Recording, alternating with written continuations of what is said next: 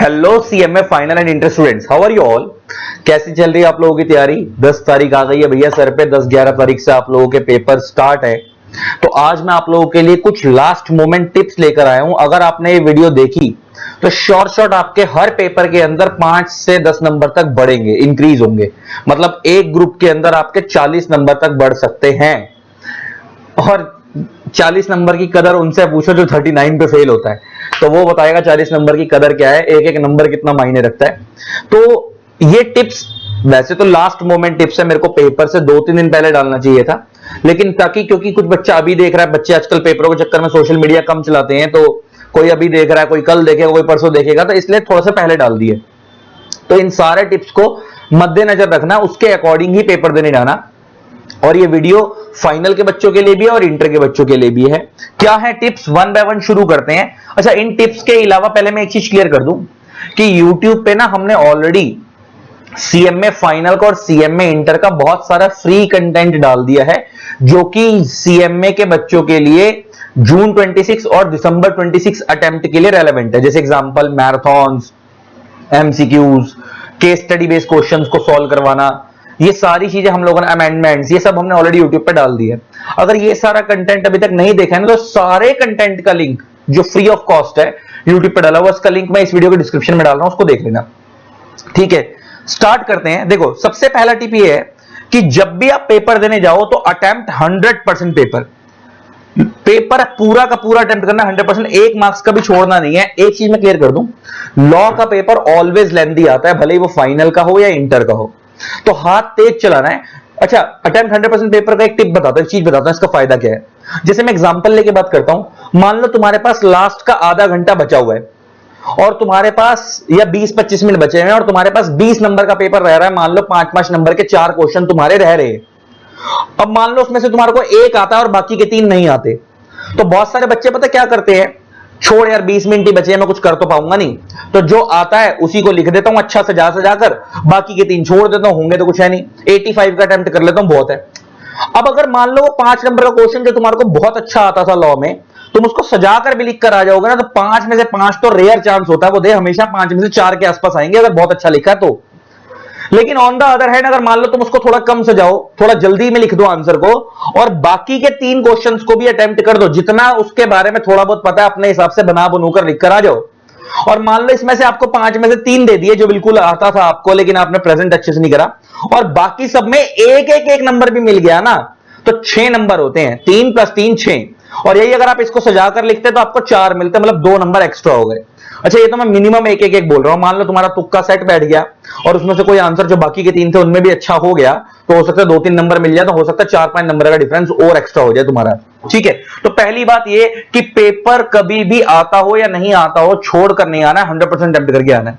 दूसरी चीज, start new answer from fresh page. अच्छा, new answer from fresh page का क्या मतलब है, जैसे मान लो आपने क्वेश्चन 1 स्टार्ट करा, मान लो क्वेश्चन नंबर 2 स्टार्ट करा, मान लो उसके 3 पार्ट थे A B C, तो आपने अगर क्वेश्चन 2 का A इस पेज पे करा है, तो अब 2 का B अगर नीचे 4-5 लाइनें खाली बच गई हैं, तो यहां से स्टार्ट नहीं करना, हमेशा अगले पेज से स्टार्ट करना है। ठीक है जी, ये वाली बात ध्यान देनी है। और दूसरी चीज एक और ध्यान देनी है, सीक्वेंस की, सीक्वेंस मेंटेन करके चलना है। अच्छा, जब मैं बोल रहा हूं आंसर सीक्वेंस में लिखने हैं, ये ध्यान रखना। जब मैं बोल रहा हूं सीक्वेंस में, तो सीक्वेंस का मतलब मैं ये नहीं कह रहा कि 1 2 3 4 5 6 इस सीक्वेंस में लिखने, नहीं।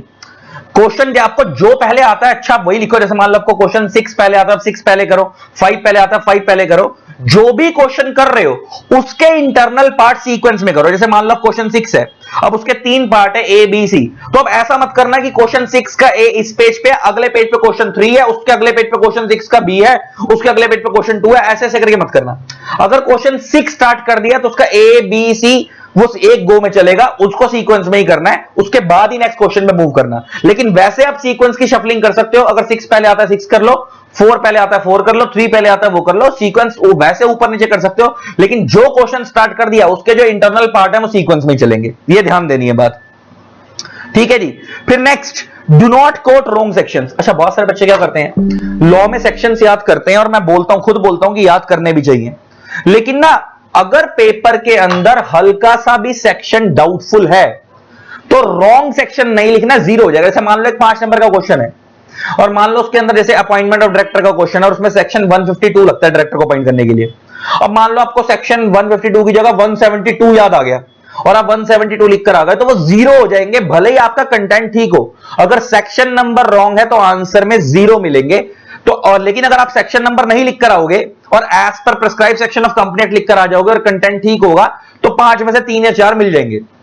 मतलब मेरे कहने की सेंस है रॉन्ग सेक्शन से बेटर है कि सेक्शन नंबर लिखो ही मत, जीरो हो जाएगा। उससे बेटर क्या है कि एज पर relevant provision of company act या एज पर prescribe section of company act करके आंसर को स्टार्ट कर दो और कॉन्सेप्ट एक्सप्लेन कर दो, 3 या 4 नंबर मिल जाएंगे अगर कॉन्सेप्ट ठीक हुआ तो।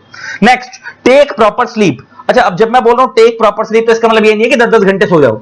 टेक प्रॉपर स्लीप का मतलब है कि कुछ बच्चे बिल्कुल स्लीपलेस नाइट करके पेपर जाते हैं बिना पढ़े, फिर वहां जाके सेंटर पे बेहोश हो जाते हैं। ऐसी हरकत नहीं करनी है, कम से कम 5, 5.5, 6 घंटे की नींद जरूर लेकर जाना पेपर से पहले। Next, do not mention God symbols on answer sheet. ये बड़ी इंपॉर्टेंट चीज है। बहुत सारे बच्चे आंसर शीट के ऊपर ओम, एक ओंकार, जिस भी भगवान को मानते हैं उनका नाम लिखकर आ जाते हैं। ऐसा नहीं कर, जय माता दी है ना, ओम नमः शिवाय, ऐसा कुछ लिखकर आ जाते हैं। आप भगवान दिल में रखो, शीट पे मत लिखो भाई। आईसीएआई, आईसीएसआई और आईसीएमएआई की क्लियर गाइडलाइंस हैं कि आप गॉड सिंबल्स शीट के ऊपर मेंशन नहीं कर सकते। ऐसा करते हो और अगर चेकर की बुद्धि खराब हुई तो वो इसके भी नंबर काट देगा। तो आपको गॉड सिंबल्स मेंशन नहीं करने शीट पे। Next, do not try to learn any new topic now. अब टाइम नहीं बचा आपके पास नया टॉपिक लर्न करने का। जितना पढ़ लिया है उसी को अच्छे से रिवाइज कर लो, नए नए टॉपिक्स इधर उधर से उठाने की कोशिश मत करो। Next, attempt all papers. अच्छा, ये मैंने बात क्यों बोली अटेम्प्ट ऑल पेपर्स? कई बार ऐसा होता है बच्चा एक पेपर देकर आया, उसका बुरा गया, वो अगला पेपर देने ही नहीं गया, ये सोचकर कि भैया क्योंकि सीए, सीएस, सीएमए में एक पेपर में फेल तो ओवरऑल फेल होता है, जब यही अच्छा नहीं गया तो आगे वाले देकर क्या करना है। कभी भी पेपर अच्छा जाए या ना जाए, ग्रुप पूरा देकर आना है। कई बार जिसको हम सोच रहे होते हैं पेपर बेकार गया, उसी में नंबर ज्यादा आ रहे होते हैं और आप आगे के स्किप कर दोगे तो बाद में ऐसा लगेगा कि यार अबे यार मैं ग्रुप दे देता तो शायद पास हो जाता। इसलिए अटेम्प्ट सारे पेपर करके आने हैं, भले ही पेपर अच्छा जाए या ना जाए। Next, do not discuss after exam. पता क्या होता है, बहुत सारे बच्चों का आधा कॉन्फिडेंस इस वजह से डाउन होता है। पेपर से निकलते ही बाहर, यार तेरा पेपर कैसा गया, अब उसने बोला इसका आंसर क्या था, अब उसने बताया ये था, अब तुमने सोचा मैं तो कुछ और लिख कर आया हूं, बस वही मोरल डाउन हो गया अगले पेपर के लिए। ये हरकत करनी ही नहीं है। पेपर से निकलने के बाद किसी से कुछ भी डिस्कस नहीं करना है। अगर कोई दोस्त या तुम्हें फोन करता है और पूछता है बता भाई कैसा गया, बोला ठीक गया, वो बताएगा इसका आंसर बता दे भाई, मेरे को नहीं पता, अभी अगले पेपर की तैयारी करना है, बाद में बात करेंगे। इतना बोल के बात खत्म कर देनी और फोन काट देना है। पेपर डिस्कस नहीं करना है। अगले पे भले ही अच्छा गया हो या बुरा गया हो, पेपर अगले पेपर के लिए कॉन्फिडेंस में दिक्कत आ जाती है। Next, take blessings from parents and God. अगर देखो बहुत सारे बच्चे माँ बाप के साथ रहते हैं, बहुत सारे बच्चे पीजी हॉस्टल वगैरह में रहते हैं। अगर पेरेंट्स के साथ रह रहे हो तो जब सुबह उनके पैर जरूर छू कर जाना, ब्लेसिंग लेकर जाना। आसपास गुरुद्वारा, मंदिर, मस्जिद जो भी है उधर मत्था टेक कर जाना, जहां पे भी जाते हो, जिस भी भगवान को मानते हो। और अगर पेरेंट्स साथ नहीं रहते ना, सुबह एक बार फोन पे बात कर लेना, उनकी ब्लेसिंग ले लेना। और गुरुद्वारा, मंदिर, मस्जिद तो हर जगह होते हैं, जिसको भी मानते हो मत्था टेक के जाना। Next, carry your own calculator, admit card, pen plus water bottle. ये सारी चीजें अपनी खुद की लेकर जाना। पेन 2 लेकर जाना, एडमिट कार्ड की कॉपी रख लेना, वाटर बॉटल, क्योंकि अगर इनमें से कोई भी चीज मिस हो गई ना, गर्मी का टाइम है, वाटर बॉटल लेकर जाना, कैलकुलेटर लेकर जाना, है ना। ये सारी चीजों में से अगर कुछ भी मिस हो, अपने पेन लेकर जाना। अगर इनमें से कुछ भी मिस हो गया ना, पेपर में कॉन्फिडेंस डाउन रहता है, एकदम से घबराहट हो जाती है। तो ऐसी हरकत नहीं करनी है। अपना सारा सामान लेकर जाना, किसी और पे डिपेंड मत रहना, ठीक है जी। ये छोटे छोटे से टिप्स थे आप लोगों के लिए। All the best. I hope आपको वीडियो अच्छी लगी होगी। बाकी मैंने तुम्हारे को बता दिया कि आप लोगों के लिए बहुत सारा कंटेंट, फ्री कंटेंट मैंने ऑलरेडी यूट्यूब पे डाल दिया है। अगर अभी तक नहीं देखा तो उसको देख लेना, वो आपको जरूर हेल्प करेगा। Love you all, tata. जिन लोगों ने अब तक चैनल को सब्सक्राइब नहीं करा, सब्सक्राइब कर देना, साथ में बेल आइकन को प्रेस कर देना ताकि आप लोगों को मेरे न्यू वीडियोस की नोटिफिकेशन मिलती रहे। Thanks a lot, bye bye, Tata.